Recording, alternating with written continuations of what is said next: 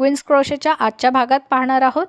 अतिशय हटके, सुंदर, स्टायलिश आणि बिगिनरसाठी परफेक्ट असा यू शेप मोबाईल पाऊच. त्यासाठी मी माझ्या आवडीचा रंग घेतलेला आहे. 4 नंबरचा क्रोशिया हुक, कात्री, डार्निंग नीडल, स्टिच मार्कर्स. सुरुवात करूया स्लिप नोटने. यावरती आता 32 चैन करून घ्यायचे आहेत. 1 2 3 4 32 चैन केल्यात. आता सुरुवातीच्या 5 चैन सोडून द्यायच्या आहेत. 1 2 3 4 आणि 5. 6व्या चैन मध्ये इथे एक डबल क्रोशे करूया. सुरुवातीच्या 5 चैन सोडून दिलेत. आता मध्ये एक चैनचा गॅप करूया आणि खाली एक चैन स्किप करायची आहे. पुढच्या चैन मध्ये एक डबल क्रोशे करूया. पुन्हा वरती एक चैनचा गॅप करायचा आहे आणि खाली एक चैन स्किप करायची आणि त्याच्या पुढच्या चैन मध्ये एक डबल क्रोशे करायचा आहे. याप्रमाणे ही ओळ पूर्ण करूया आणि या शेवटच्या चैन पर्यंत येऊया. ओळ पूर्ण केली मी. आता इथे 3 चैन करूया. 1 2 3 आणि बाजू पलटून घेऊया. या पहिल्या 3 चैन हा एक डबल क्रोशे म्हणून मोजायचा आहे. आता या मधल्या गॅप मध्ये एक डबल क्रोशे. या पुढच्या डबल क्रोशे वरती इथे एक डबल क्रोशे. या मधल्या गॅप मध्ये एक डबल क्रोशे. या डबल क्रोशे वरती एक डबल क्रोशे. याप्रमाणे ओळ पूर्ण करून घेऊया आणि या शेवटच्या लूप पर्यंत येऊया. ओळ पूर्ण केली. इकडे आता या शेवटच्या लूप मध्ये 8 डबल क्रोशे करायचे. एक झाला. या पहिल्या डबल क्रोशेला मार्क करूया. 2 3 4 5 6 7 आणि 8 डबल क्रोशे केले. आता इथे शेवटच्या डबल क्रोशेला पुन्हा मार्क करूया. पहिला आणि शेवटचा डबल क्रोशे मार्क केलाय. आता याप्रमाणे या साइडची ओळ पूर्ण करूया. आता या पुढच्या डबल क्रोशे वरती एक डबल क्रोशे. मधल्या लूप मध्ये एक डबल क्रोशे. पुन्हा पुढच्या लूप वरती एक डबल क्रोशे. याप्रमाणे ओळ पूर्ण करूया. ओळ पूर्ण केली. शेवटी या पहिल्या डबल क्रोशेच्या वरच्या चैन मध्ये शेवटचा एक डबल क्रोशे. यावरती आता 4 चैन करूया. 1 2 3 आणि 4. बाजू पलटून घेऊया. या 4 चैन म्हणजे एक डबल क्रोशे आणि एक चैनचा गॅप झालेला आहे. आता इथे एक चैनचा गॅप केलाय. इथे एक चैनचा खाली गॅप सोडून द्यायचा आणि पुढच्या लूप मध्ये एक डबल क्रोशे. पुन्हा एक चैनचा गॅप. पुन्हा खाली एक चैन सोडायची आणि पुढच्या लूप मध्ये एक डबल क्रोशे. पुन्हा एक चैनचा गॅप.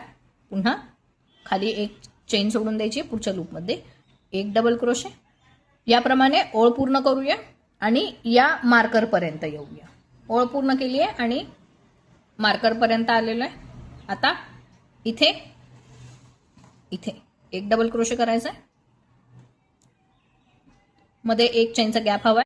आता इथे एक चैनचा गॅप करायचा आहे आणि या जिथे मार्कर आहे त्या या लूप मध्ये एक डबल क्रोशे करूया. या लूपला मार्क करूया.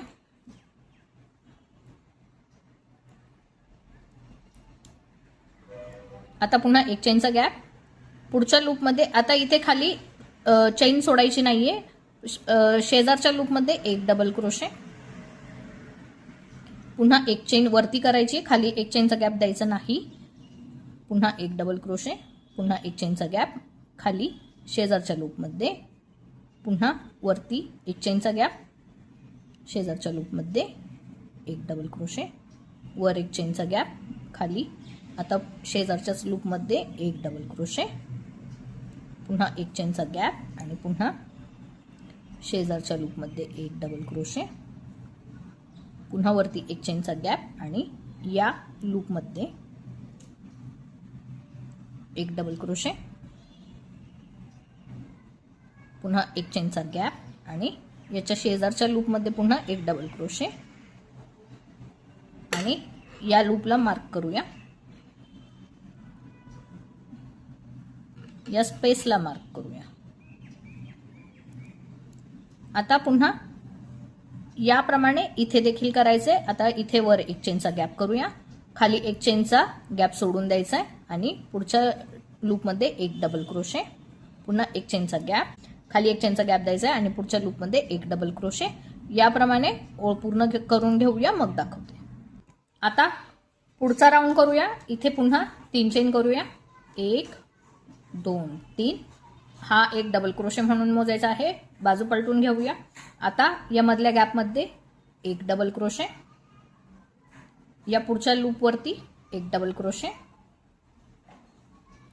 मधल्या गॅपमध्ये एक डबल क्रोशे। याप्रमाणे ओळ पूर्ण करूया आणि या मार्कर पर्यंत येऊया।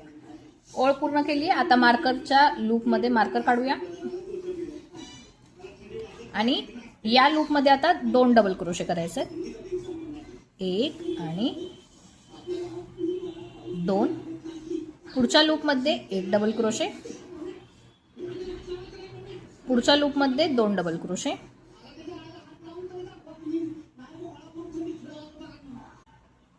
या लूपवरती एक डबल क्रोशे, पुढच्या लूपमध्ये 2 डबल क्रोशे। याप्रमाणे 1 2 1 2 करत या मार्कर पर्यंत येऊया, मग दाखवते। ओळ पूर्ण केली आहे। आता इथे या मार्कर पर्यंत आलोय। मार्करच्या लूपमध्ये 2 डबल क्रोशे,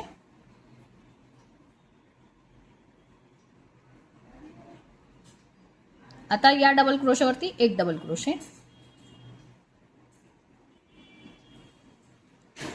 मधल्या गॅपमध्ये एक डबल क्रोशे। आता या बाजूप्रमाणे या बाजूवरती विणायचंय, एक एक डबल क्रोशे करायचा आहे, एक डबल क्रोशेवरती एक डबल क्रोशे लूपमध्ये। याप्रमाणे ओळ पूर्ण करून घेऊया, मग दाखवते। ओळ पूर्ण केली। शेवटी या पहिल्या 3 चेनच्या वरच्या चेनमध्ये डबल क्रोशे केला शेवटचा। आता पुन्हा 3 चेन करूया, 1 2 3, हा शेवटचा राऊंड आहे। आता या प्रत्येक लूप वरती एक एक डबल क्रोशे करायचा आहे। आता कुठेही वाढवायचा किंवा कमी करायचा नाही। ही संपूर्ण ओळ,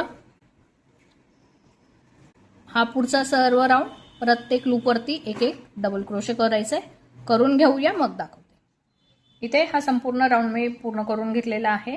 आता इथे धागा कट केलेला नाही, तर याच पॅटर्न प्रमाणे मी आणखीन एक पॅटर्न बनवून घेतलेला आहे। तर आता दोन्ही उलट बाजू एकमेकांवर ठेवायच्या आहेत आणि एकमेकांवर ठेवून हे जोडून घ्यायचे।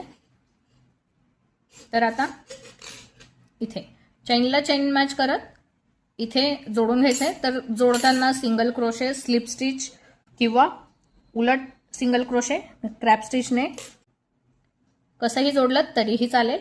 इथे पहिल्या चेनला पहिली चेन मॅच करूया आणि इथे स्लिप स्टिच करूया।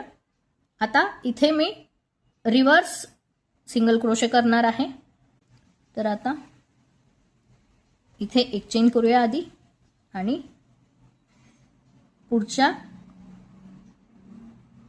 चेनमध्ये आणि या दुसऱ्या डबल क्रोशेमध्ये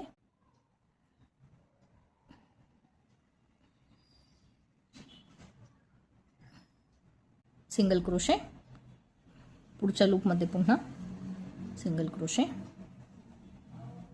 प्रत्येक लूपमध्ये एक एक सिंगल क्रोशे, उलट बाजूने क्रॅप स्टिच करून घेऊया।